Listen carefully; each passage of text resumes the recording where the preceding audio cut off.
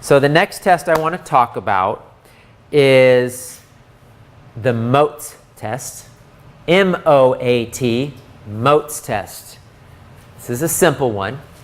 We've talked about the oats test, which is the organic acids test. The MOAT is the microbial organic acid test. So this is another urine sample.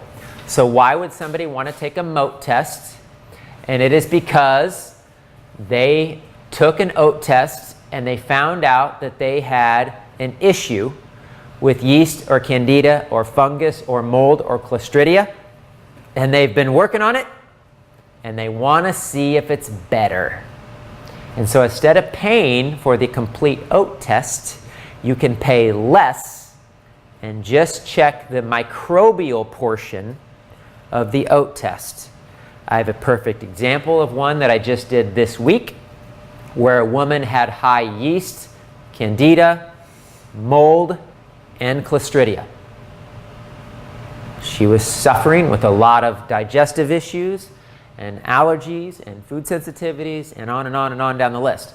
Now, I had talked to her a month or so ago, and she told me how much better she was doing, and she's super excited, and the things that you gave me have seemed to be working, and I'm feeling so much better. And she said, I want to recheck. I want to see what my numbers look like. Because again, peace of mind. Am I really getting better? And it's not all in her head, because she's really getting better. But let's check, and let's see how much better.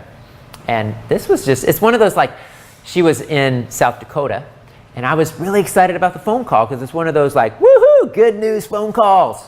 Because when we did the phone call, I sent her the test results via email, and she was super duper excited. Her yeast and candida was in perfect range. Her clostridia, which is a nasty little organism, nasty little organism. People are really sick from clostridia. Autistic kids often have clostridia, and it's a nasty guy. Her clostridia went from like 200 down to 19 in range. Super awesome. Her mold had gone down, was still high, not back in range, but it had gone down. So that was an incredibly exciting test result.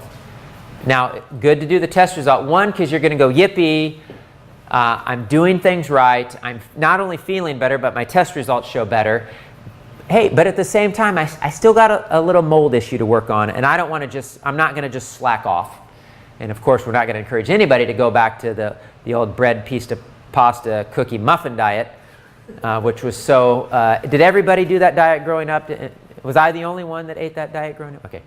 So, anyway, I'm joking, but that was a good example of how a MOAT test was encouraging to that person. Now, we might do a MOAT test and see that the numbers aren't better or they've gotten worse or whatever. We got to figure out what's going on. What are we not doing right? We need to try a different protocol, and so these are good things to just recheck to see how a person's doing. But that microbial issue is such a big topic and such a big issue and such a prevalent issue where people are struggling with digestive issues and bloating and all this stuff, and they don't know why. And all they're trying to do is band-aid it through diet.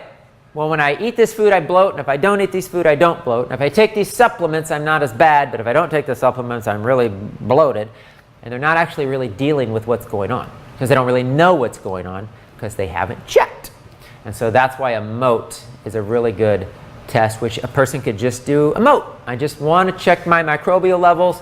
That's what I want to do, and not pay the full price for the oat test, just do the MOAT, or again, it's good for a follow-up when you got somebody on a protocol to see if they're improving. So that is the MOAT. That is it's another just a basic urine test, a urine sample.